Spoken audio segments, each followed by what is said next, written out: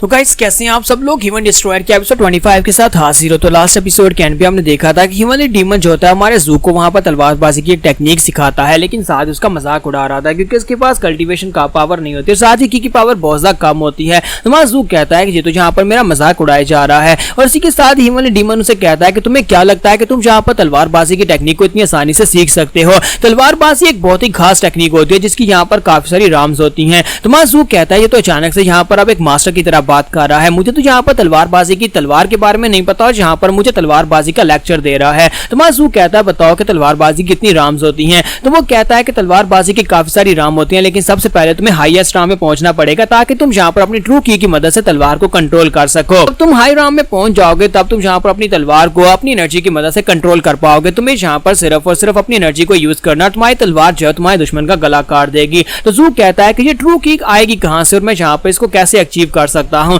ये काफी ज्यादा कॉम्प्लिकेटेड है। तो वो कहता है कि नहीं ये कुछ भी कॉम्प्लिकेटेड नहीं है, अगर तुम यहाँ पर ट्राई करो तो सबसे पहले तुम्हें यहाँ पर इंटेंजिबल स्वर्ड राम में पहुंचना होगा। इंटेंजिबल स्वर्ड राम में पहुंचने के बाद तुम्हारे लिए अगला स्टेप काफी ज्यादा आसान हो जाएगा। तो वहां पर हमारा जू जो होता है काफी देर के लिए ट्रेनिंग करता है और साथ ही वहां पर सेम उसी टेक्निक को यूज कर रहा था जो उसके मास्टर ने उसे बताई है, यानी कि ह्यूमन डीमन ने उसे बताई है। तो तलवार को सामने फेंक कर वापस खींचना, तलवार को सामने खींचकर बार बार वापस खींचना, और इसमें वो काफी ज्यादा माहिर हो जाता है और उसके रास्ते में आने वाले पेड़ों को भी वो काट रहा होता है। तो उसकी एनर्जी जो होती है काफी ज्यादा बढ़ जाती है। लेकिन ह्यूमन डीमन उसे कहता है कि नहीं इतना नहीं, अभी और करना है, तुमने अभी तक यहाँ पर कुछ भी हासिल नहीं किया, तुम्हें बस यहाँ पर और ज्यादा पावर को यूज करना, अपनी की पावर को इनहेंस करो ताकि तुम यहाँ पर स्वर्ड गस्ट बना सको। तो माजू कहता है कि वो क्या होती है। तो वो कहता है कि मैं तुम्हें बताता हूँ, अपने हाथ में अपनी पावर को इंक्रीज करो, अपनी की पावर को इंक्रीज करो और साथ ही अपनी तलवार को पीछे की तरफ खींचो। और इसी के साथ ही माजू वहां पर उन सारी की सारी टेक्निक्स को अप्लाई करता है जिसके साथ से वहां पर दिखाई देता है कि वाकई में उस लड़के ने स्वर्ड गस्ट बना ली। तो ह्यूमन डीमन इस बात से काफी हैरान होता है और कहता है कि ऐसा कैसे हो सकता है, मुझे यकीन नहीं हो रहा कि ये कमीना वाकई में एक टैलेंटेड लड़का है। मुझे भी ये टेक्निक को परफॉर्म करने में कितने दिन लगे थे, लेकिन इसने कुछ ही घंटों में यहाँ पर ह्यूमनली स्वर्ड की गस्ट को भी अप्लाई कर लिया, यानी कि इसने यहाँ पर इस टेक्निक को भी मास्टर कर लिया है।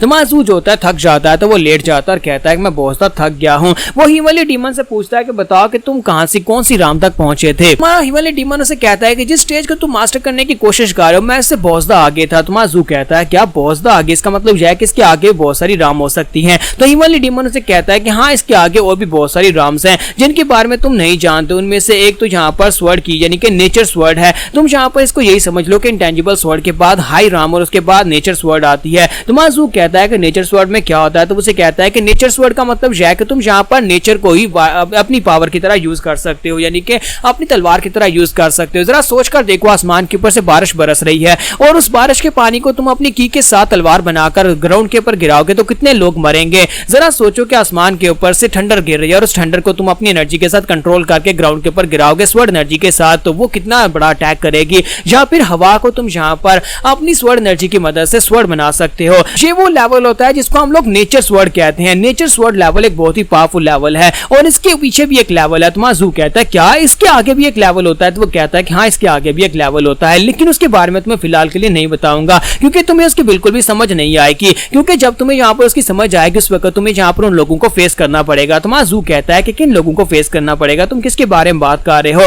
तो वो कहता है कि चलो बता ही देता हूं, मैं तुम्हें नाम बता देता हूं। इसके आगे जो नया जो स्वर्ड लेवल होता है उसको यूनिवर्स स्वर्ड लेवल कहते हैं। इसलिए तुम्हें यहाँ पर कुछ बहुत ही पावरफुल एग्जिस्टेंस का मुकाबला करना पड़ता है, तब जाकर तुम इस लेवल पर पहुंच सकते हो। तुम्हारा जू कहता है कि तुम यहाँ पर किसकी बात कर रहे हो, क्या वो म्यूरियम के बहुत ही पावरफुल मार्शल आर्टिस्ट हैं। तो वो कहता है कि नहीं, वो लोग म्यूरियम से बिल्कुल भी नहीं है, बल्कि वो एक दूसरी दुनिया से हैं। तो ह्यूमनली डीमन उसे यहाँ पर डिटेल बिल्कुल भी नहीं बताता, जबकि दूसरी तरफ नेक्स्ट सीन जो होता है हमारे जू का दिखाता है कि हमारे जू को इन्विटेशन मिलता है। मास्टर हैंगटियान जो होते हैं उसे मिलने के लिए उसे अपने घर में बुलाते हैं जहां पर उसे डिनर के लिए इनवाइट किया जाता है। तो माजू कहता है कि इसे अचानक से क्या हो गया, इसने यहाँ पर मुझे डिनर पर क्यों इनवाइट किया है। तो माजू जो होता है उसे मिलने के लिए उस पवेलियन में आ जाता है जिस बड़ी बिल्डिंग को वो दूर से देखता था। उस वर्ड पवेलियन के अंदर उसे यहाँ पर खाने पर बुलाया गया होता है। तो वो कहता है कि मुझे लगता है कि मुझे उसके पास इंफॉर्मेशन निकलवानी चाहिए कि वो क्या करने का इरादा रखता है। मुझे ये तो पता है कि वो मेरे खिलाफ है और जहां पर मुझसे बदला लेना चाहता है, लेकिन वहां पर जाने के बाद पता चलेगा कि अब उसकी नीयत बदली या नहीं। तो जब वो अंदर जाता है तो मास्टर डोगू हैंटियान जाते हैं उसे वहां पर वेलकम कहते हैं और कहता है कि तुम्हारा बहुत बहुत शुक्रिया मेरे इन्विटेशन को मानकर यहाँ पर इस बैंक्वेट पार्टी में आने के लिए।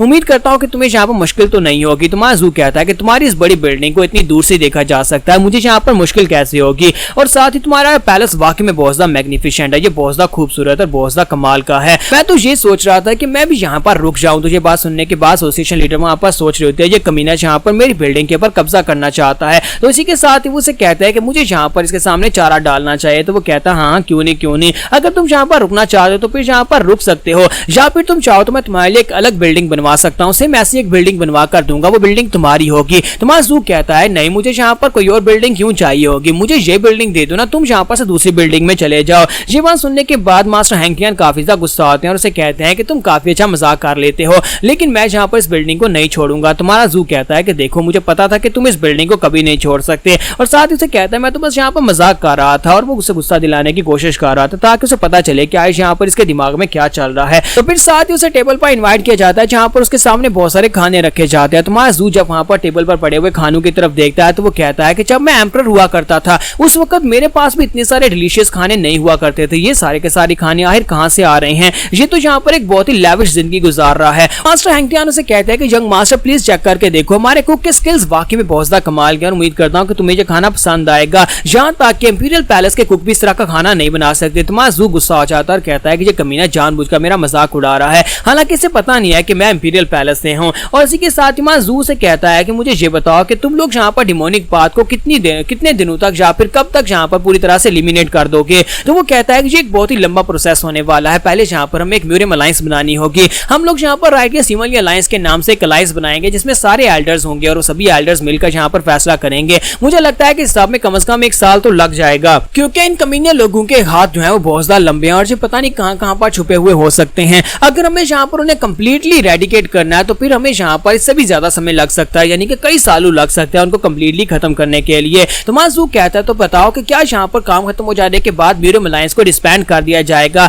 तो वो कहता है कि नहीं मुझे ऐसा बिल्कुल भी नहीं लगता। साथ ही वो सोच रहे होता है कि ये लड़का तो यहाँ पर मेरे पास इन्फॉर्मेशन निकलवाने की कोशिश कर रहा है। मास्टर हैंकटियन उसे कहते हैं कि हर एक चीज का एक ना एक अंत जरूर होता है, और मुझे लगता है कि अगर यहाँ पर हिमालय अलायंस अपना मकसद पूरा कर लेगी तो फिर उसके बाद उसको यहाँ पर एक जगह के ऊपर जोड़कर रखने का कोई मतलब नहीं निकलता। तो मुझे लगता है कि ये यहाँ पर से खत्म हो जाएगी। तो माजू वहां पर सोच रहा था कि मुझे लगता है कि ये कमीना खुद से यहाँ पर अलायंस का लीडर बनना चाहता है, क्योंकि ये यहाँ पर इस तरह से बातें कर रहा है, इसकी बातों से लगता है कि अलायंस बनाकर जो उसका लीडर बनेगा जिससे इसे बहुत ज्यादा फायदा होने वाला है, और इसे यहाँ पर हिमालय डीमन कल्ट को या फिर इसे यहाँ पर दूसरे लोगों से कोई भी परवाह नहीं है, कोई फर्क नहीं पड़ता। माजू से कहता है कि हिमालय डीमन के बारे में कोई नई इन्फॉर्मेशन बताओ, शायद तुम्हें कोई यहाँ पर नई इन्फॉर्मेशन मिली हो। तो वो कहता है कि हाँ यहाँ पर हमें एक नई इन्फॉर्मेशन मिली है, हमने यहाँ पर एक नए बंदे के बारे में सुना है जिसने अभी भी शायद यहाँ पर हिमालय डीमन सेक्टर को ज्वाइन किया है, या फिर वो कोई पुराना मास्टर हो सकता है। वो अपने आप को हीवन डिस्ट्रॉयर कहता है और वो काफी ज्यादा पावरफुल भी है, उसने हमारे बहुत सारे लोगों की जान ली है। हम उस कमीने को ढूंढ निकालेंगे और उसके बाद उस कमीने को ढूंढ कर मारने वाले हैं। मास्टर डोकू हैंकटियन कहते हैं कि वैसे भी यहाँ पर हिमालय डीमन कल्ट के बारे में बहुत सारे रूमर्स फैलते रहते हैं, और मुझे लगता है कि हम लोग इस बात को कंफर्म भी नहीं कर सकते, क्योंकि वहां पर उन लोगों के पास से इस बात को कंफर्म करना बहुत ज्यादा मुश्किल है, क्योंकि किसी को भी डिमोनिक कल्ट के असली लोकेशन के बारे में कुछ भी नहीं पता। उसी के साथ ही मास्टर हैंकटियन जो होते हैं उसके सामने अपनी ऑफर रखते हैं और उसे कहते हैं कि मैं चाहता हूं कि तुम्हारे जैसे यंग लोग जो हैं हमारी नई म्यूरियम अलायंस को ज्वाइन करें, क्योंकि बहुत ही जल्दी म्यूरियम अलायंस के अंदर बहुत सारी वैकेंसीज आने वाली हैं। वहां पर मैं तुम्हें एक जनरल या फिर एक एडवाइजर की वैकेंसी दे सकता हूं,